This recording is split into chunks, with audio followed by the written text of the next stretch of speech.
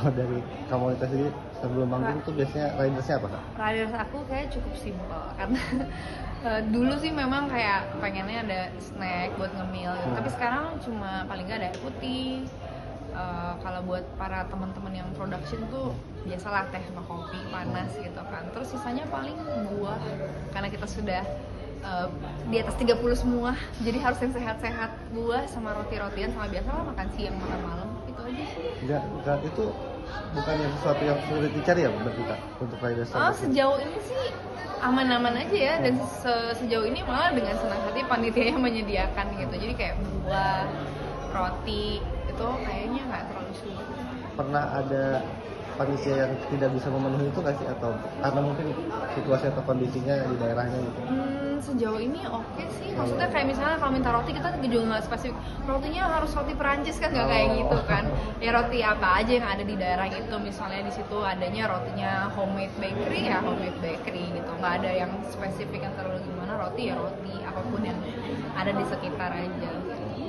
Kalau pandangan Kakak sendiri soal musisi yang sering minta aneh-aneh itu, kan ada yang bilang ini sekaligus menyortir kesiapan panitia, tapi ada yang lain bilang itu mah anjing mumpung doang. Kalau dari komunitas sendiri tanggapannya berapa kalau melihat itu? Saya nggak bisa ngomong banyak tentang itu sih, karena mungkin setiap manajemen artis punya kebijakannya masing-masing, punya kebutuhannya masing-masing, terus itu aja sih gitu. Jadi saya nggak terlalu suka ngulik juga teman-teman ridersnya apa, jadi saya nggak terlalu memperhatikan gitu.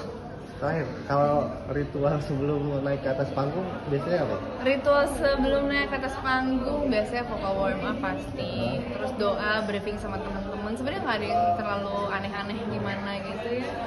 Worship. Ya saya paling suka mungkin ya saya suka ngambil waktu sendiri aja kali ya, waktu untuk saya bisa punya fokus, karena begitu ada di atas panggung kita kan akan menghadapi banyak situasi atmosfer yang nggak kita bisa, belum tahu kayak gimana gitu kan.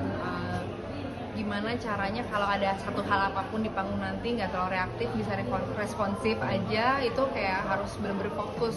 Saya belajar kalau di tengah panggung tuh udah mulai kehilangan fokus, itu pasti ada apa sedikit kita bisa langsung, maksudnya nggak bisa menghandle-nya dengan baik gitu. Cuma once kita naik panggung, kaki tuh udah firm, udah fokus, itu somehow kita bisa lebih embrace penontonnya, terus kita bisa lebih ngedeliver lagu-lagu kita dengan apa yang seharusnya gitu. Jadi kayak ngambil waktu untuk sendiri dan fokus biasanya. Biasanya berapa lama tuh Kak waktu menyendiri sebelum naik ke atas panggung? Ada spesifik time-nya nggak sih? Atau enggak sih, sedapatnya aja, karena biasanya kan